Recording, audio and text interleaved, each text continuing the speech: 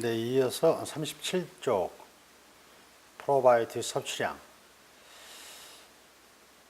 물론 이제 식약청 건강식품 공전 기준으로 따지면 지금 프로바이오틱 섭취량은 하루 1억에서 100억 CFU로 설정이 되어 있어요. 그래서 허가도 프로바이오틱 스타 그러면 그렇게 허가 날라 그러면 하루 섭취 용량이 1억 이상이든가 100억 이하든가 이렇게 이제 설정이 되어 있다는 거죠. 어떤 근거로 그렇게 되는지 모르겠지만 그러니까 하루에 100억 정도를 섭취하더라도 충분히 어느 정도 효과가 나타낼 수 있다. 그런 취지일 것 같습니다. 근데 약간 오류가 있지만 어쨌든 그래서 현행 규정으로 따지게 되면 한 캡슐에 하루 섭취량이 1000억을 어떤 목적으로 충전한다 치더라도 식약청 규정으로 따지게 되면 100억 이상은 평이 불가로 되어 있다는 거죠. 그래서 현재 국내 유통되는 유산균의 최고의 표기 용량은 하루에 100억 CFU로 되어 있다는 거 알고 계시면 되겠고, 일단 투여하는 용량 결정은 소장 내 세균 과잉 증식 SIBO 스몰 인테스티널 박테리아 오버그로스 소장 내에 세균이 과잉 증식되면 그러면 약간의 문제를 일으킬 수 있다. 그 기준이 이제 어느 정도 증식이 되는 걸 기준으로 삼았느냐. 소장 내 정상 세균수는 우측에 보면 우측 인테스티널 마이크로플로라 소장 내 균의 어떤 뭐 조성 분포도를 보면 또는 위장관이죠, 위장관. 전체 균수는 약 10의 14승 마이크로 오르가니즘, 그래서 약 100조 정도가 있고 종류는 약 500종의 다른 종류가 있더라. 500종 이상. 스토마크 위장에는 일시시당입니다. 일시시당 대략 한 정상적인 범위는 약 10의 그러니까 100에서 약 1000마리 정도가 정상 범주 안에 들어간다. 12지장 그러면 약 10의 4승에서 5승이니까 약 10,000마리에서 10마리 정도 있으면 정상 범주에 들어간다. 공장도 비슷한 수준이다. 지주남 공장. 근데 밑에 이제 소장 끝부분 일레움 회장에 가면 공장보다 적을 수도 있죠. 10의 3승. 여기에 이제 일레움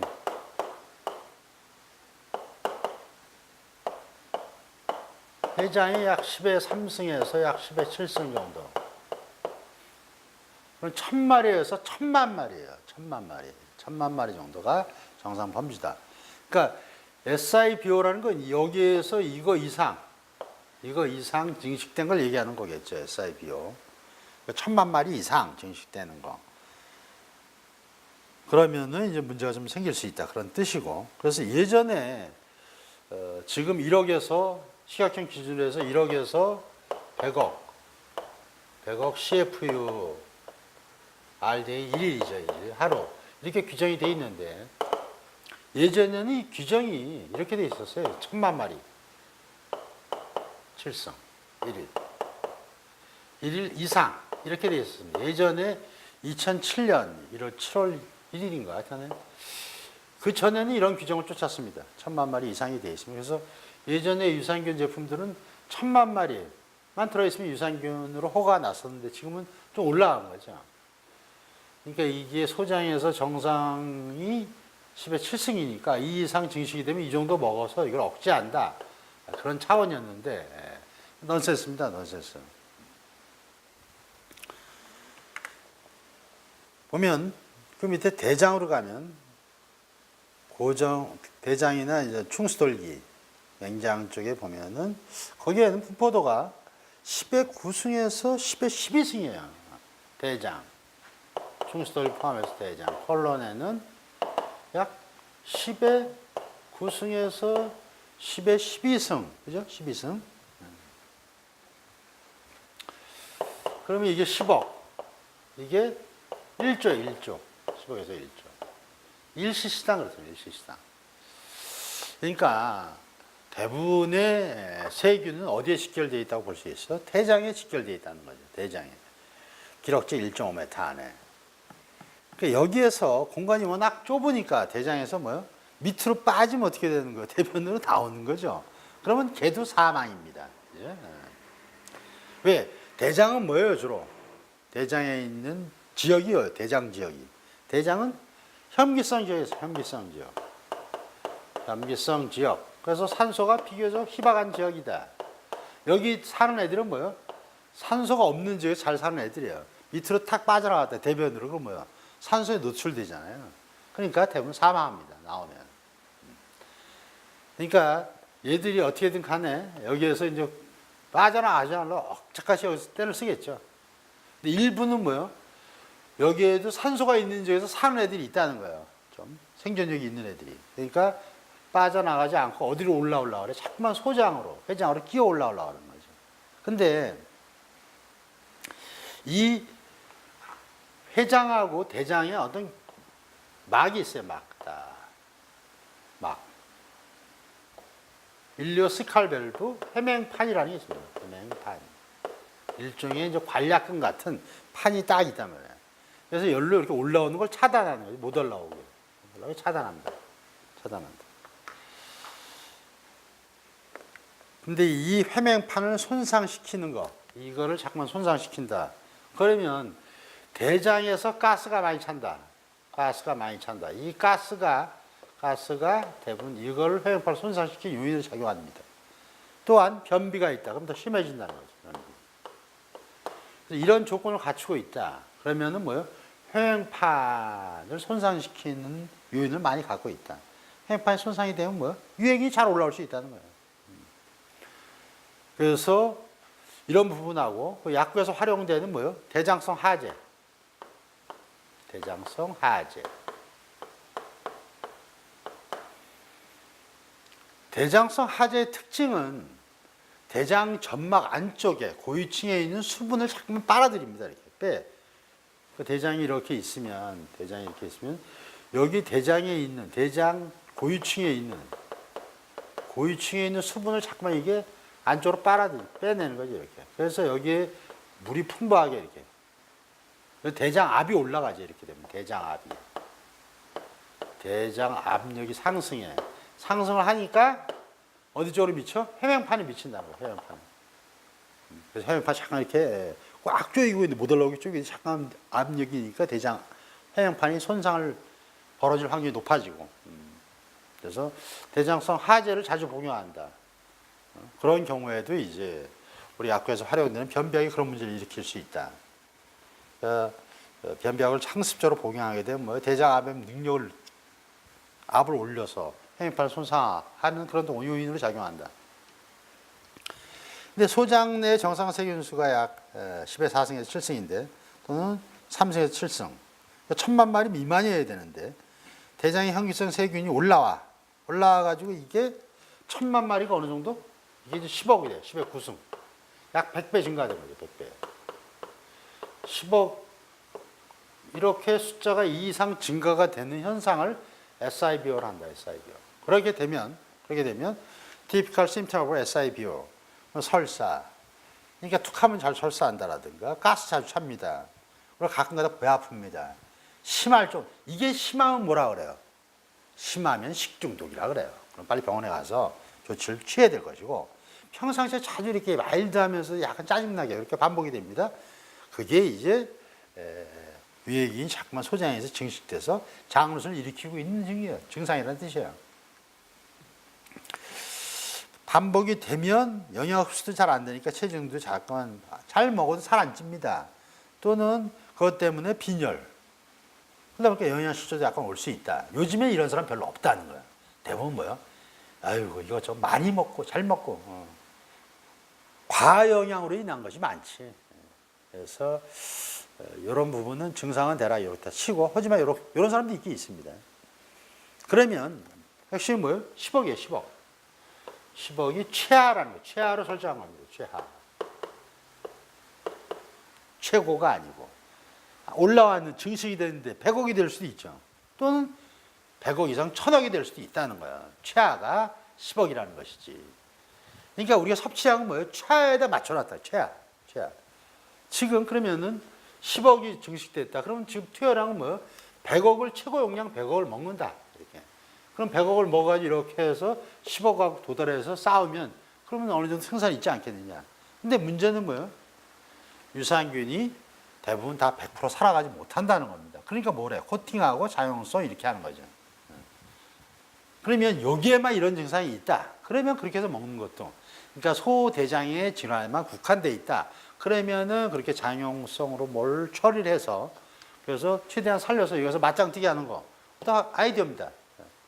하지만 그렇게 되는 경우에 만약에 위장 식도 쪽에 그런 쪽에 질환이 있는 경우에 그거 약간 문제가 있는 거죠. 그쪽에 별로 작용하지 않기 때문에.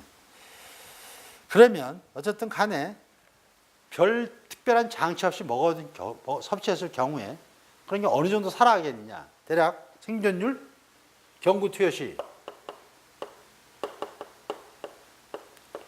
이것이 이제 생존율을 보면 물론 제약회사 또는 뭐 기술력이 탁월한 그런 회사에서 만든 거 여러 가지 차이가 좀 있을 수가 있습니다. 많이 차이가 나요, 사실은. 하지만 어쨌든 간에 이렇게 생각하시면 돼요. 대략 경구 투여시 생존율 약 10% 정도로 본다. 10%. 이거를 상회하는 건 거의 없습니다. 1% 정도가 가장 많아요, 사실은. 1% 정도. 그만큼 다 죽는다는 겁니다. 그러니까 자꾸 더 코팅하려고 그러는 거지. 그러니까 이제 그러면 이거를 생존율이 어느 정도가 좋느냐. 그러니까 내산성 균제해야 된다는 거죠. 그러니까 거기에 뭐였어요? 락토바실러스하고 비피더스가 해당이 된다 그랬죠. 3%를 일단 잡으시고 그 이상은 거의 없습니다. 현대적으로. 어떤 특별한 장치를 하지 않는 한. 10%야. 그럼 100억을 먹으면 얼마가? 10억이 생존한다. 10억하고 맞짱 뜬다. 그러면 어쩌 해결이 된다. 이렇게 생각할 수 있죠. 산술적으로 보면. 하지만 100억을 섭취한다 치면 10억이 갔다. 근데 문제는 유산균 10억하고 유해균 10억하고 맞짱을 떴다. 누가 이기겠느냐 과연. 이게 문제입니다. 약사님 어떻게 생각하세요? 제가 볼 때는 무조건 유해균이 이깁니다. 걔는 일당백입니다. 많지 않아요. 항생제를 투여해야 죽이는 애들이기 때문에 유산균 1대1 붙으면 무조건 깨고락이 됩니다. 그래서 뭐요? 이거를 이제 얼마큼 더 섭취를 해주느냐가 관건이에요. 근데 이제 뭐 식약청 규정도 그러기 때문에 그래서 최소한 제가 생각하는 건 이제 여기에 이걸 생각하시면 되고 어느 정도 먹으면 좋겠느냐 그런 논문 없습니다. 아직까지. 어떻게 생각하면 돼? 정상 미생물 총 그럼 어떻게 돼요? 85대 15예요. 85대 15. 굿 박테리아, 배드 박테리아. 대략 비율을 봐요. 유해균 한 마리하고 유산균 몇 마리하고 맞짱 뜰 수 있겠네요. 여기서 찾으시면 되겠죠. 그래서 대략 한 1대 6 정도로 본다. 이렇게. 1대 6 정도로. 그래서 이거는 제가 생각한 겁니다. 그래서 유해균 한 마리 맞짱 뜨려면 몇 마리 가야 돼? 6마리 정도 가서 붙어야 된다. 그게 정상 미생물 총이니까. 그래서 우리는 얼마를 먹는다? 6배수를 먹습니다. 6배수. 6배수. 그게 최예요, 지금. 10억을. 그러면 얼마를 먹어야 돼? 600억을 먹는다는 뜻이에요. 600억 하루에. 600억 정도가 제가 제시하는 용량입니다. 그래서 유해균을 최대한 억제해서 유리항원의 숫자를 줄여서 과잉반을 억제하려면 하루에 어느 정도 600억 정도를 섭취해야 되지 않겠느냐. 이게 최고 용량이 아니고 미니멈이라는 거예요. 그래서 다다익선 많이 먹을수록 좋다. 저희 주장겁니다. 중공공 인해 전술 제일 좋다.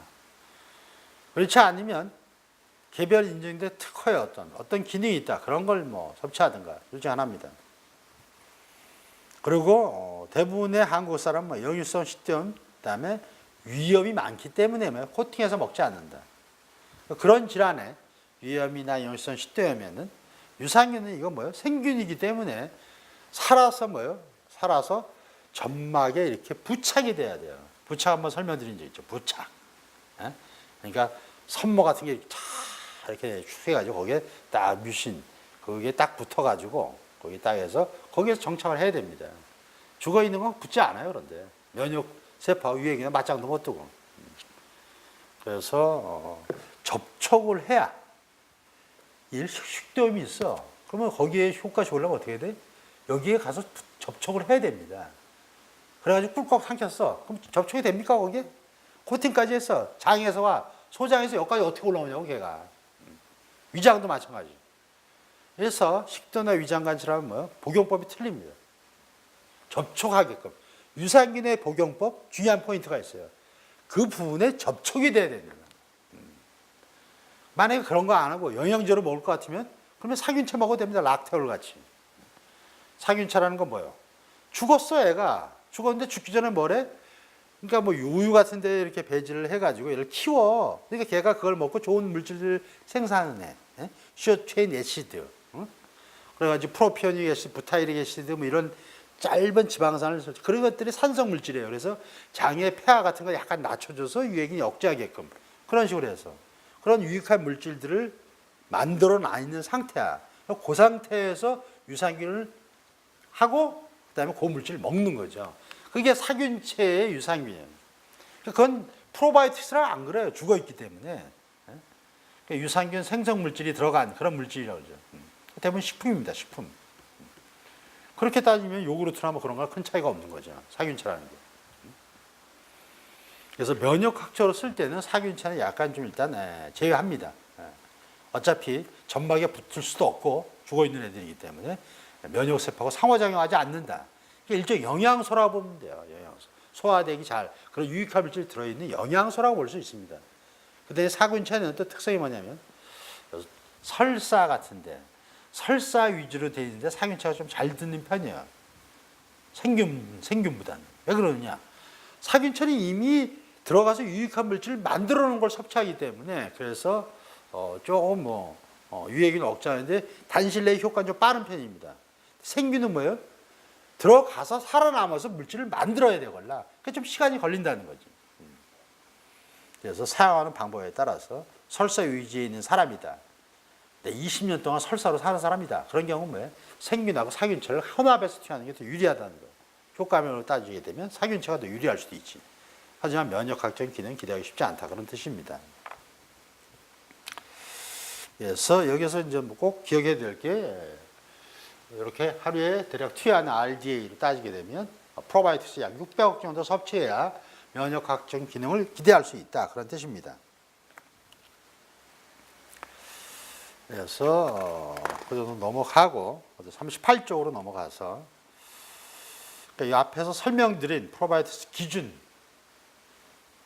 고려해서 균주를 조성하고 만든 제품이 세 가지가 있습니다. 세 가지. 엘퍼비 플로라, 캡슐 형태로 되어 있는 성인이 주로 쓰는 유산균 제제고, 엘퍼비 키즈, 분말 형태로 되어 있어서 보통 이제 아이들이 주로 복용하게끔 만든 제제고, 그 다음에 LGS5라고 있어요. LGS5는 식이섬유하고 비피더스균을 주로 위주로 해서 여기에는 락토바실러스가 없습니다. LGS5는. 그래서 LGS5는 주로 이제 변비 쪽으로 활용되는 균제예요. 식이섬유하고 비피더스균. 그래서 유산균 제제는 3개가 되어 있습니다. 현재는 LGS5고 그리고 향후 여사님들이 이거 접하실 때 이름이 바뀔 겁니다. LGS5를 비피더5. 그래서 유산균 이런 프로바이오틱스 제제가 작년하고 올해 이제 많이 회자가 됐죠. TV에도 많이 나오고. 그렇게 뜰 줄 알았으면 제가 그렇게 6년 동안 떠들고 다녔는데 뭐 쳐다보지도 않더니만 TV에서 한두 번 나오니 확 뒤집어지더라고 이게. 야, 그래서 이거 내가 떠드는 것보다 TV에 나가야 되는 건데 어쨌든 그럴 줄 알았으면 이거를 식이섬유가 아닌 유산균 제제로 등록을 해서 활용을 했을 텐데 그래서 지금에는 늦지 않았다. 그래서 지금 이제 다시 발주는 지금까지는 이제 2년 동안 LGS5로 갔고 차후에는 비피드5 유산균 제제로 나올 겁니다. 조성은 거의 똑같습니다.